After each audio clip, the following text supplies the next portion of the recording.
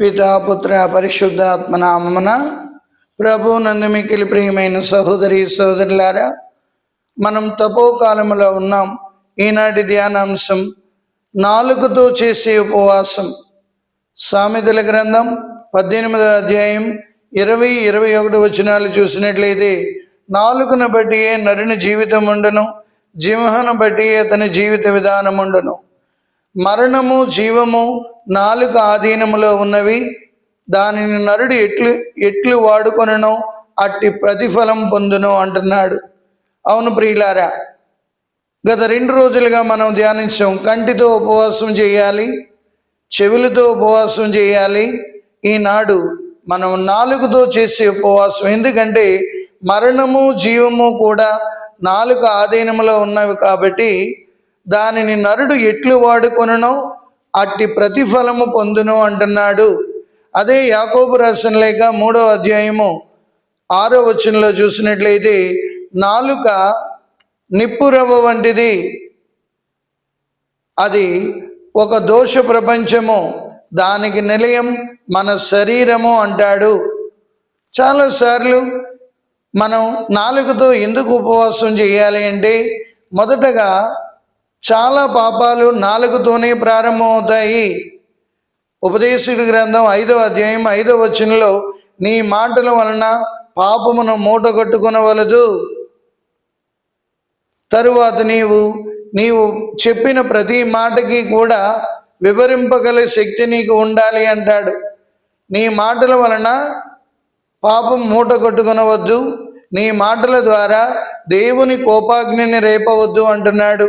సామెతల ఉపదేశకుడి గ్రంథం 5వ అధ్యాయం 5వ వచనంలో. ప్రియులారా, కావున మనం ఈ తపస్సు కాలంలో చాలాసార్లు 2-3 కూడినట్లయితే 3వ వ్యక్తి గురించి మాట్లాడుతుంటాం.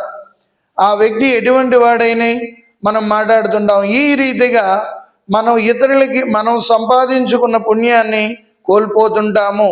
కుండ నిండా నీరు పోసి కుండకి ఒక 3 కన్నాలు పెడితే చాలు, ఆ నీరంతా వృధాగా ఎలా పోతుందో అలాగే మనం సంపాదించుకున్న పుణ్యం ఈ రీతిగా మనం కోల్పోతుంటాము. అందుకే సామెతలు 28:13లో, కళ్ళలాడువారు, అపనిందలు పుట్టించువారు శాపగ్రస్తులు అంటున్నాడు.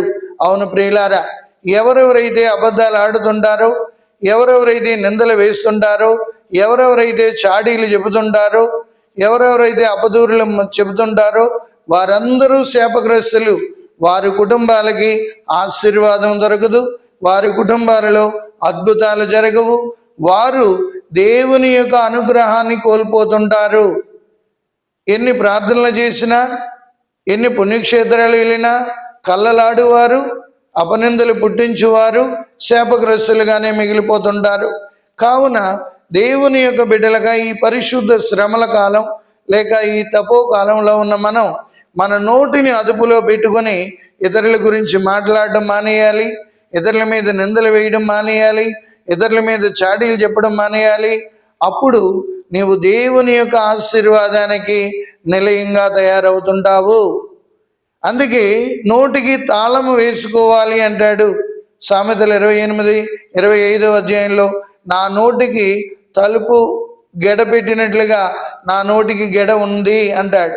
కావున ప్రియులారా, చాలాసార్లు మనం జీవమునిచ్చే ఆయన ఆ నాలుక ముఖ్యంగా మనం చూసినట్లయితే నాలుక ద్వారా మరణము జీవము 2 ఉందన్నాడు.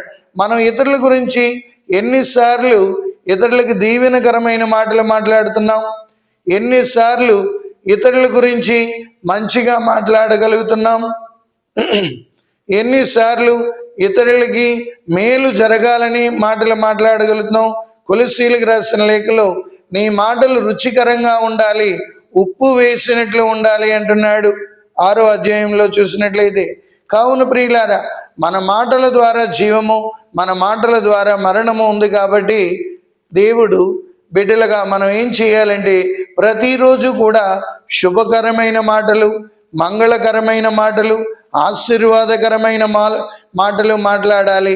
మనం మాట్లాడుతుంటే ఇతరుల్లో ఆనందం కలగాలి, మనం మాట్లాడుతుంటే ఇతరుల్లో ఉత్సాహం పెరగాలి.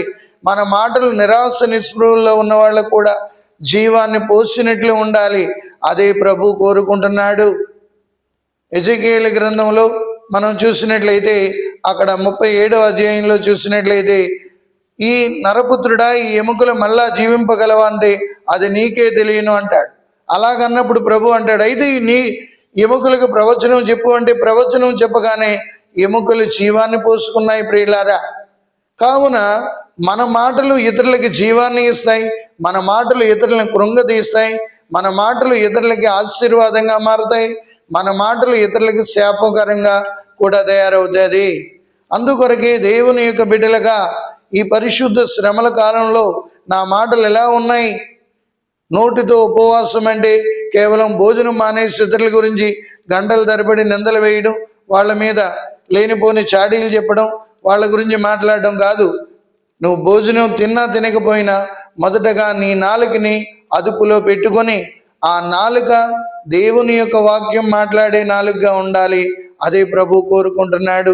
ప్రభు నందు ప్రియులారా, మనమందరం ఈ శ్రమల కాలంలో నాలుకతో ఉపవాసం చేసి జీవము మరణము నాలుక ఆధీనంలో పెట్టాడు కాబట్టి జీవాన్ని పెంచుకుందాం, దేవునికి ఇష్టమైన బిడ్డలుగా మారుదాం.